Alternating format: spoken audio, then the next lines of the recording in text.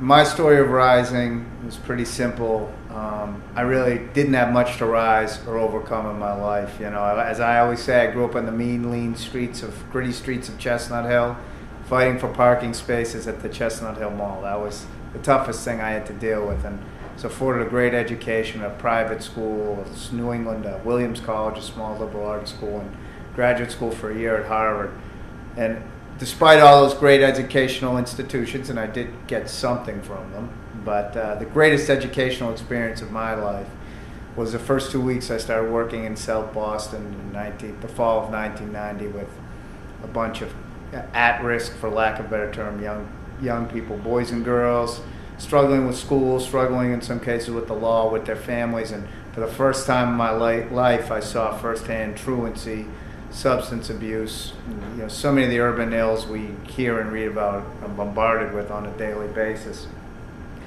In addition, I learned about, at the same time, in a positive note, I learned about the power of relationships and how mentoring and consistent caring adults can help so many young people develop the sense of resilience and sense of self so that they can rise in their own life. And that was what I saw at the Boys and Girls Club in South Boston back then. And I also had a great opportunity to spend, after my couple of years working there, I got to spend a great 15 years in South Boston, starting a Boys and Girls Club in a small space and building it into a beautiful building with the help. There was a bunch of us that were involved, from the businesses to leaders in the community. And it's, you know, no matter what I go on to do in my life, those years will be the greatest years of my life. And after my family, that period in Chelsea and all the people I met and learned from helped me rise to learn so much really about myself. That's how I rose. And I learned so much just from talking to people, the kids I got to work with, and then of course the staff. And